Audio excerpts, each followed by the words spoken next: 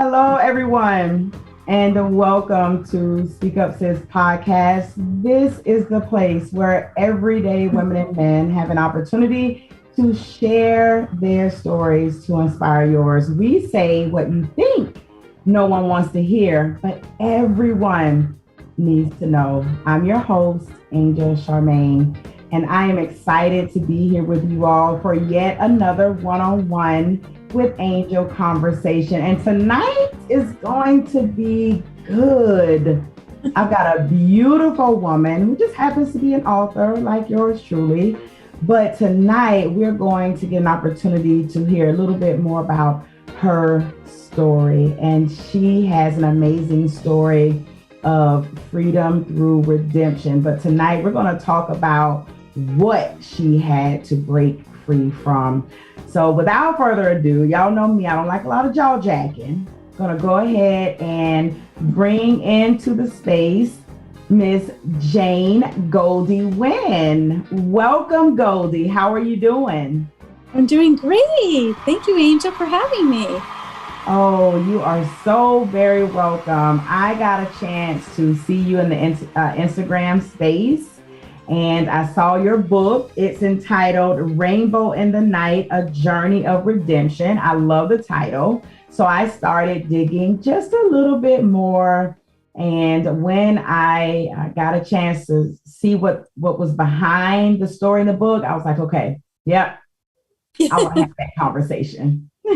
So thank you for saying yes to the invitation to come and share your story with us tonight on Speak Up Sis podcast. Well, it's my honor. All right. So if you will, please, let's get started with you sharing with the audience a little bit about who you are and what it is that you're currently doing. Okay. Well, as you mentioned, Jane Goldie Winn, and author of Rainbow in the Night, Journey of Redemption. I also happen to be a life coach, and I've been married to my soulmate since 1974, so that dates me. If any of you saw the movie Forrest Gump, well, I might have been just a little bit like Jenny. But currently I'm working in a pregnancy center, what used to be called a crisis pregnancy center, and now they're called pregnancy resource centers. And I help women who are in the process of trying to decide what to do about their pregnancies. I've been actually doing this ministry since 1997, actually.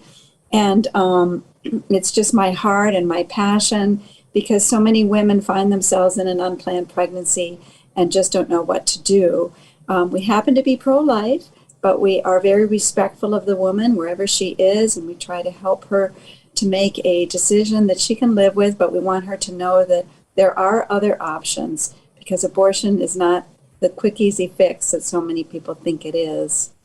And right. That's probably what we'll be talking a little bit more about tonight. I'll talk a lot about that tonight. And I'm going to tell you what is very interesting about the work that you currently do is the position that you currently have and the stance, because you said, yes, I'm pro-life, but right.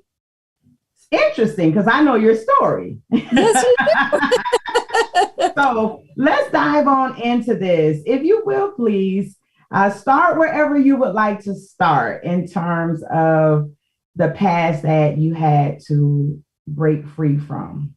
Okay. Well, first of all, I will say that it took me 20 years to finish writing the book, because I really felt that I couldn't write the book unless I was free.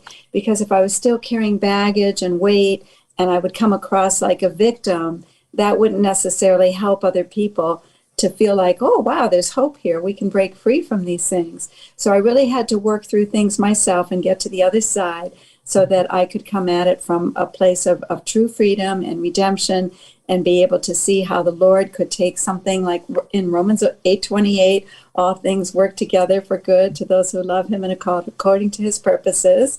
So I wanted that to happen. But let's just say I started out as a pretty depressed little girl, and people used to say, oh, she's going to carry around a pocket full of tears wherever she goes, because I was depressed and I held all my feelings inward. And partly for me, it was hard because I had a father who was a very high profile psychiatrist. And in the 1950s, he was the superintendent of a very large state hospital, mental hospital, in Independence, Iowa. And when he started in 1957, there were 1,100 patients and 500 employees that he was responsible for. So it was a very stressful job, but he did an amazing job just really transforming it, and it became one of the most comprehensive mental health treatment centers, and he made who's who in America. But it was hard, Angel, because behind closed doors, he was very different. There was, especially with my older sister, much more so than myself, there was physical abuse, there was emotional abuse, and it was really hard for me to bridge that gap. You know, when we would go outside of the superintendent's apartment and walk down this winding staircase into the administration area, everybody would rise to their feet. Wow. Because my dad was like a patriarch. They would rise to their feet whenever they saw him. So we would see how everybody else looked at him, and then we saw him very differently behind closed doors. So that part was hard. And I guess what ended up happening is when I went to school in 1967 at Drake University in Des Moines, Iowa. At the time, I was a music major.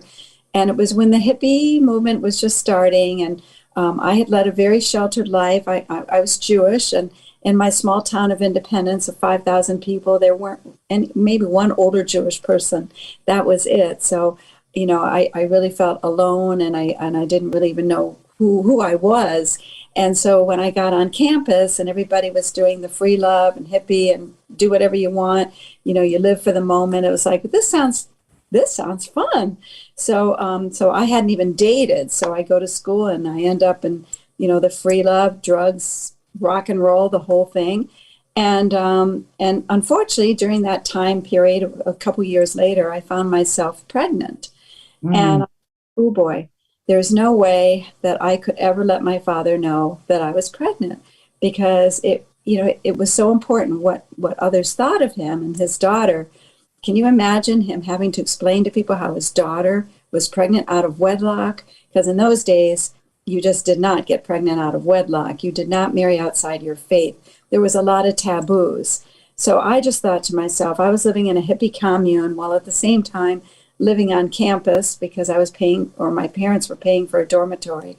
So they had no idea I was living this double lifestyle.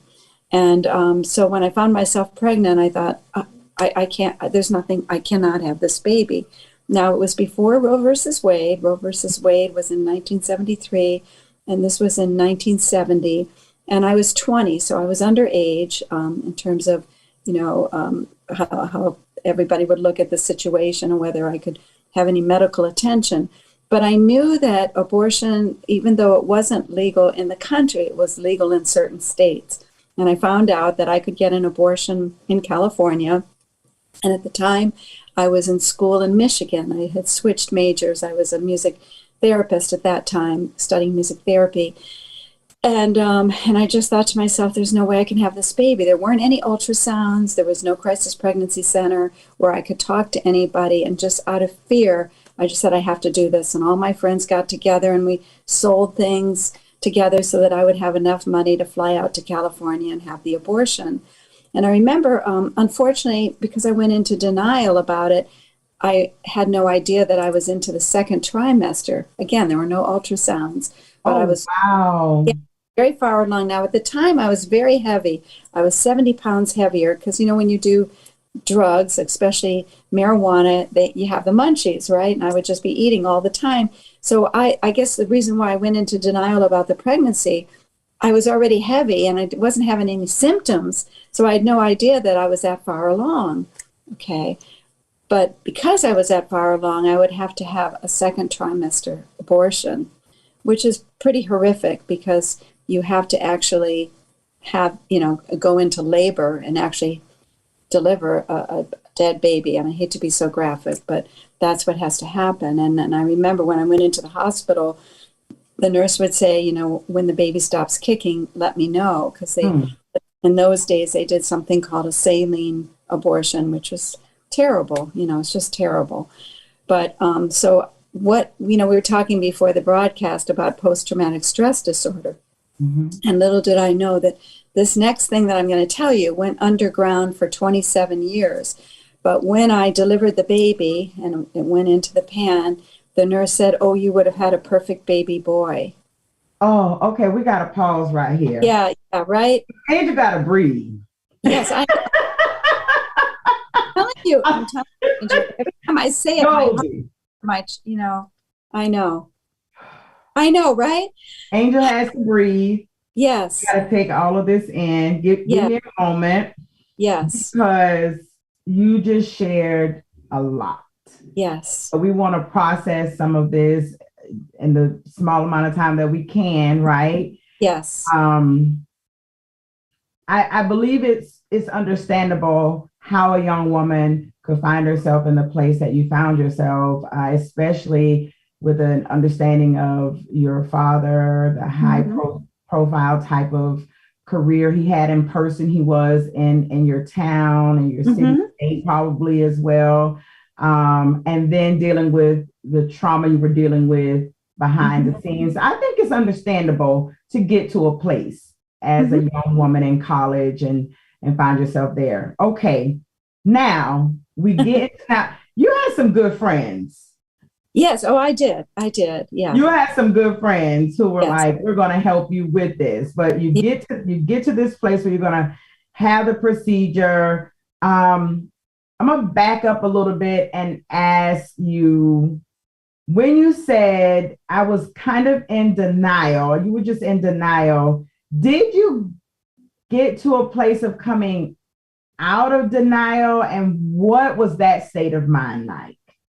Well, it really took me 27 years, really, before I came out of denial, because what happened was just after the abortion, I didn't know that statement that the nurse made went totally down into my subconscious, and I did not remember it until 1997, when I was going through a post-abortion Bible study. I was working in a pregnancy center in Pennsylvania at the time as a client services director, and in order to help and counsel other women, I had to go through the post-abortion Bible study to make sure that I was totally healed.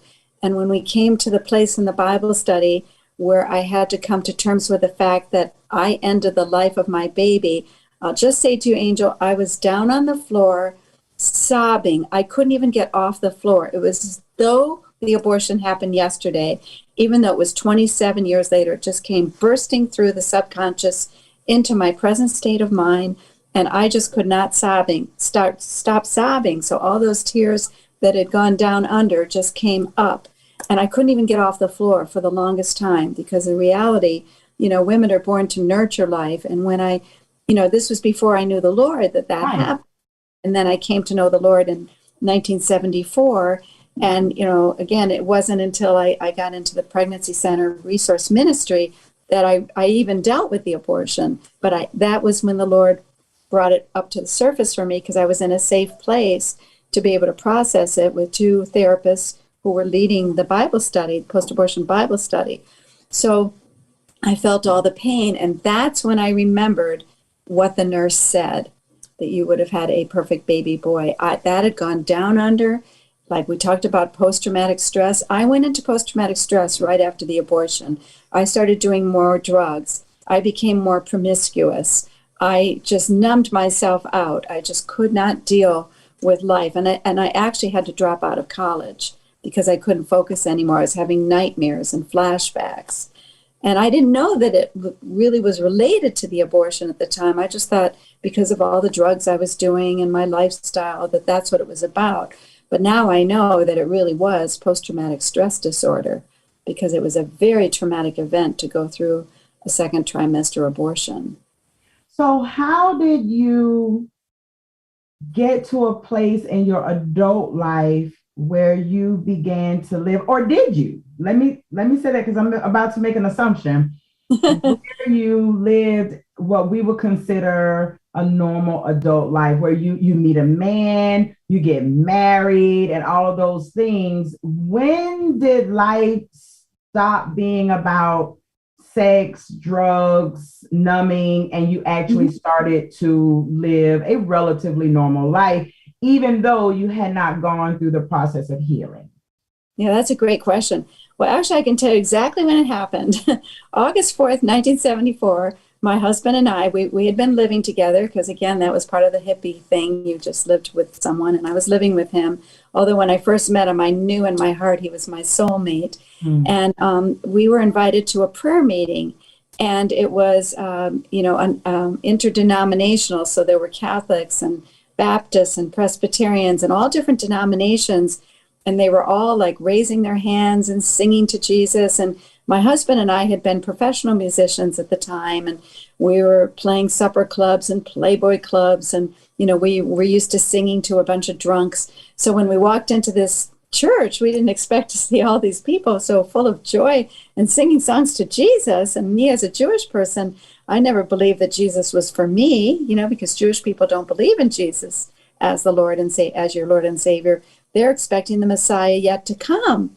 But here I walked into this prayer meeting, and all these people were singing about him, and I was just drawn to him. I had to know who Jesus was.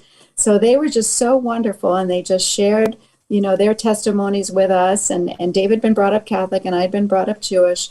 But together, we got on our knees August 4th, 1974, and invited Jesus into our lives. And a threefold cord is not easily broken in Ecclesiastes. And three months later, we got married. Yes, November 23rd, 1974, because we knew the way we were living was not right. So we got married, and if I could just tell you, from that moment on, the Lord just transformed our lives. And not that we haven't been through some bumpy times, as I wrote about in the book. We had to work through some marital issues along the way that weren't easy, but we knew that we always had the Lord in the center of our marriage, and nothing was going to come between us. We knew that we could get through it, whatever it was. And we did. And that's why, I can honestly say today, having gone through my own healing process with the abortion, having gone through, when I came to know the Lord, actually, I will tell you that there was somebody there that said, Goldie, I feel from the Lord that your gift is going to be the gift of joy. And if I could tell you, the moment I prayed to receive Jesus into my life and into my heart, I was filled with this unspeakable joy. I mean, it just bubbled up, all over. And it had nothing to do with me, because I was always depressed. Mm-hmm. So I knew it was a gift, and that is my gift. That's the gift the Lord has given me, is the gift of joy.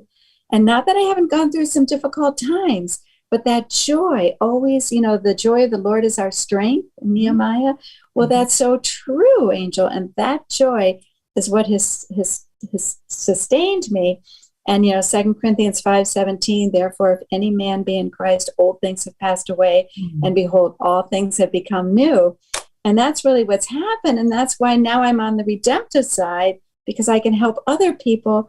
And leading into, why the book is being made into a movie is because if the Lord can do this for me, if he can heal me, and he can do this transformation in my life, he wants to do it for you too. And that's the whole thing, because I'm not anybody special. It's just that I have a story, and I'm willing to give the Lord my story, and I'm willing for others to have hope, knowing that they too can heal and get to the other side of their pain. It's a lot of work. I'm not going to say it's easy. Lots of thousands of dollars on therapy and and lots of people praying for us along the way. But, it's so worth it, because now I just know that from this place of freedom, I really can bring hope to other people. So that's, I know it's a lot right now. I had another husband-wife team to guest on the show. They have a song called Roller Coaster. I feel like I'm on a roller coaster of emotions right now. I heard that song. I loved that song. I saw that podcast. My husband and I watched it, and we were like, whoa, that was awesome. They're so dynamic. And I'm just sitting here like, oh my goodness. At first I went from, oh my gosh, right? Like such a sharp sadness, right? And then and now it's like I'm just bubbling over with joy and excitement, and it's just a lot. Tell me, how many years have you and your husband been married now? Well, I can't count, so don't ask me to count it. No, I know. That's why I have to always remember. Yeah, I know. No, but actually, we celebrated our 47th wedding anniversary in November, but we've known each other for 50 years. We were just, wow. Oh my goodness. So I want to say to everyone watching, there are so many takeaways from this, and we're not even done. We still have a few minutes, but so many takeaways. One thing I love about your story, Goldie, is that the Lord didn't begin to bless you after you right. the blessings didn't begin after you did everything right, or after you met your husband right in the thick of it. And you two grew together, and God met you both exactly where you were. And I think it's important for people to know that God meets us right where we are. Yes. And that you can be in a thing, and you can meet the love of your life in the thick of it, and 50 years later, yes. Oh, here I am, be still healed alive. and whole. Yes. And telling the world how good God. I mean, we're talking about a woman who says, I was Jewish, and a man who said, I was Catholic, and we got sex, drugs, and rock and roll, and abortions, and all sorts of things. But in the midst of all of that, God was like, they belong to my son. Mm-hmm. Don't get me started, Goldie. I know. I love it. I love it. I love it. I love it. So, golly, I've got like 8 minutes left, and there's so much more that I want to tap into.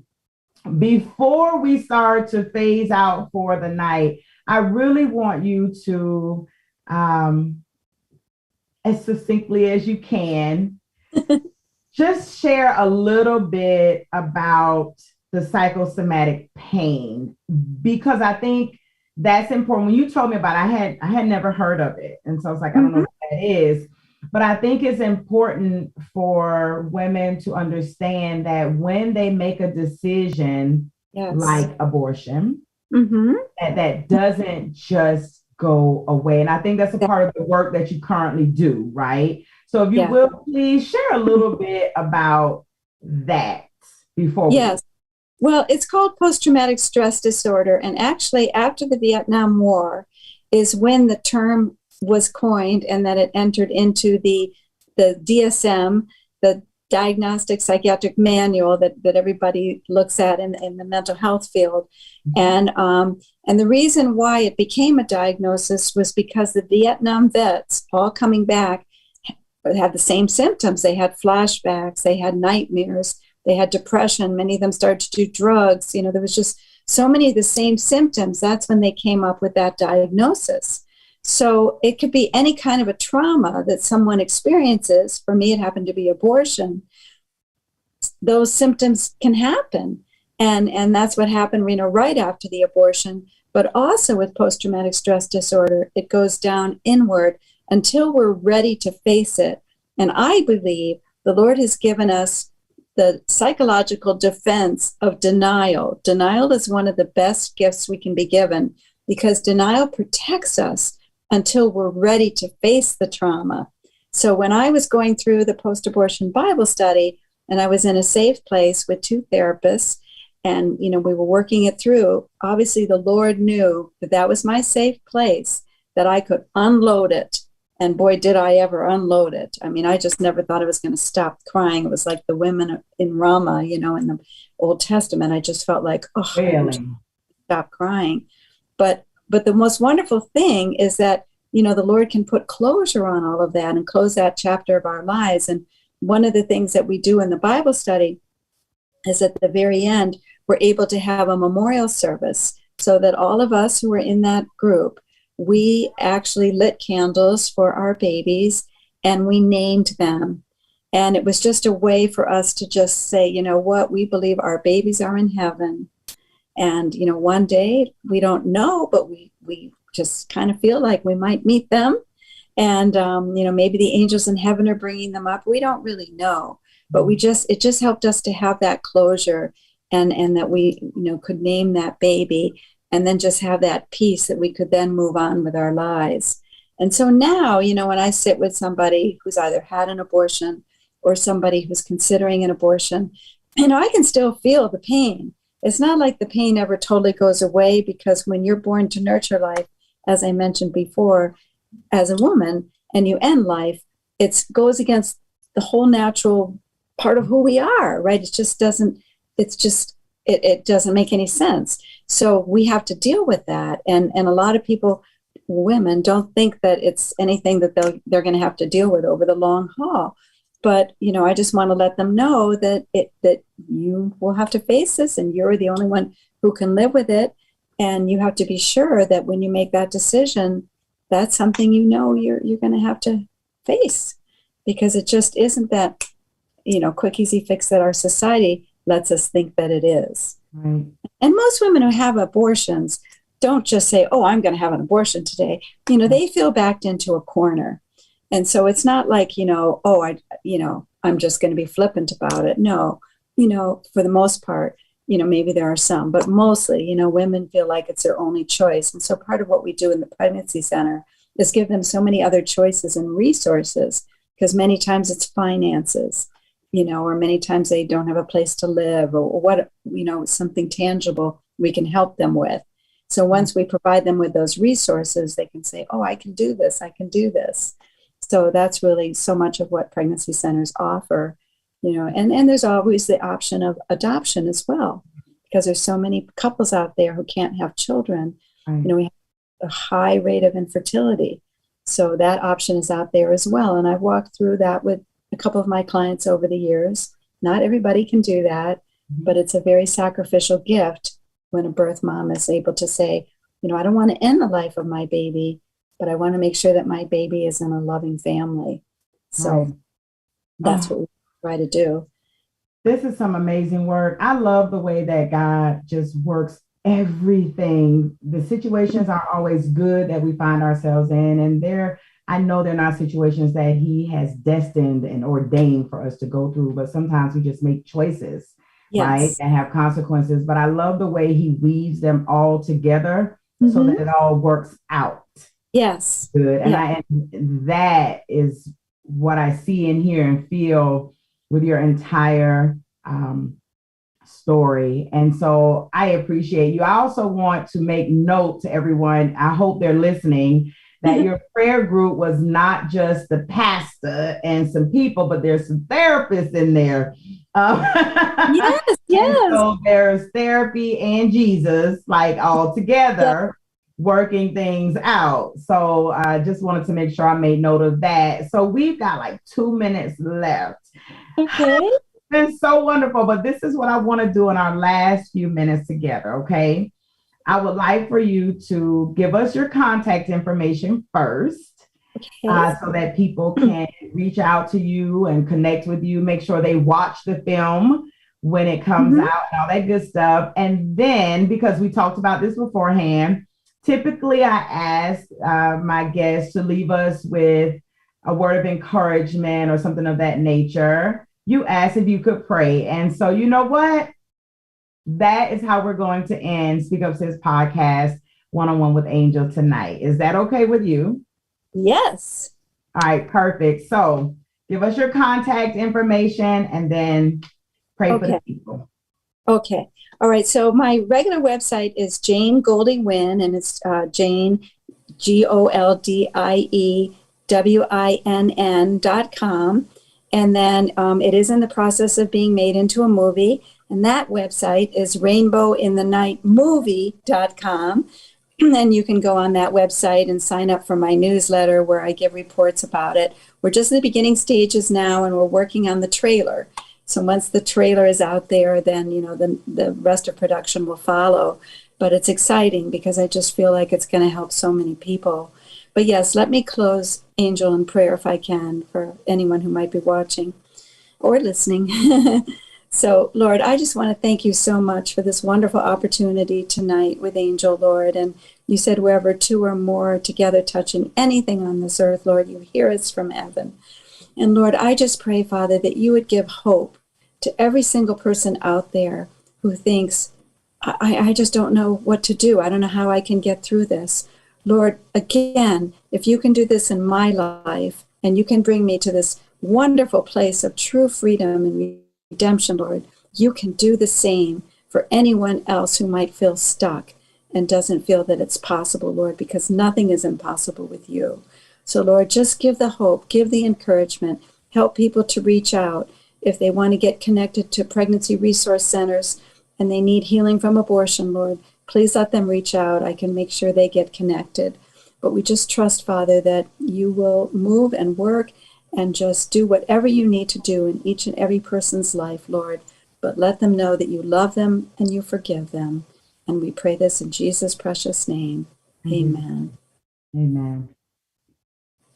There is absolutely nothing else to be said at this point. Thank you so much, Goldie, for joining me for the one-on-one with Angel on SpeakUp Sis podcast tonight. It has been an absolute blessing to have you in the space. Thank you so much for your yes.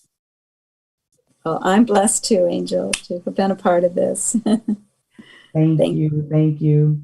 Okay, everyone, we have made it to the end of our episode tonight. Thank you so much for joining us. If you're in our viewing audience, I thank you. If you're watching via YouTube or anywhere else, go on over to YouTube.